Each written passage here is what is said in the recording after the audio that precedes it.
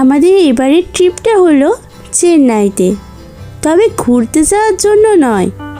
আমরা এবার বেরিয়েছিলাম তিরুপতি বালাজি মন্দিরে পুজো দিতে। বোর্ডিং পাস নিয়ে এগিয়ে গেলাম সিকিউরিটি চেকিংয়ের জন্য। আর এই সিকিউরিটি চেকিংয়ের লাইনে বেশ ভিড় ছিল।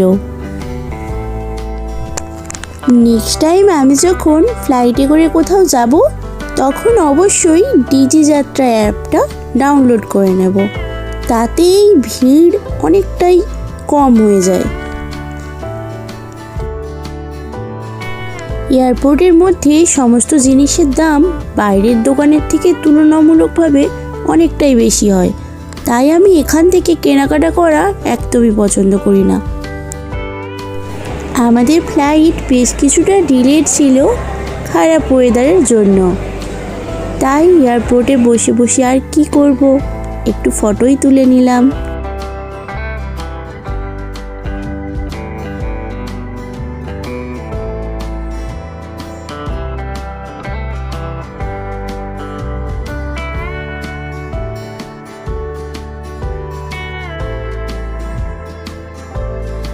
বোর্ডিং পাস নেওয়ার সময় কাউন্টারে একটু রিকোয়েস্ট করাতে উইন্ডো সিট পেয়েছিলাম।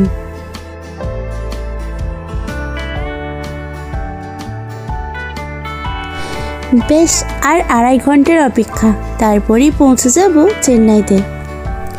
চেন্নাই পৌঁছে সেদিনটা আমরা রেস্ট নিলাম। পরদিন সকালে এলাম চেন্নাইয়ে মেরিনা বিচে। তবে আসতে একটু দেরি হওয়ায় প্রচণ্ড তাপ ছিল, গরম বালির মধ্যে হাঁটতে খুবই কষ্ট হচ্ছিল।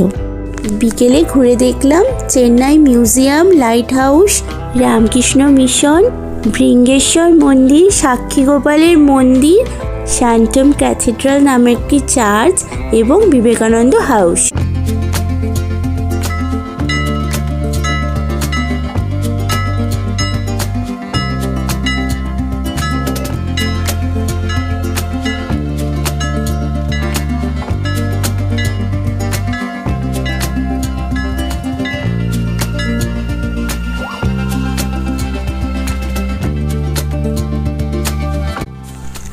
আমরা চেন্নাই এসেছিলাম তিরুপতি বালাজি মন্দিরে পুজো দিতে।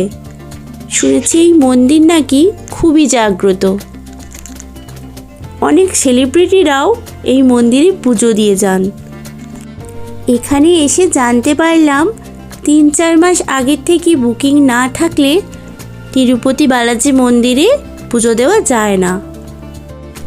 আমাদের হাতে ছিল আরও একটা দিন, পুরো একটা দিন কিভাবে কাটাবো সেটাই ভাবছিলাম, তাই বাস বুক করে চলে গেলাম পন্ডিচেরি। নেক্সট এপিসোডে বলবো কিভাবে একদিনে পন্ডিচেরি ঘুরলাম।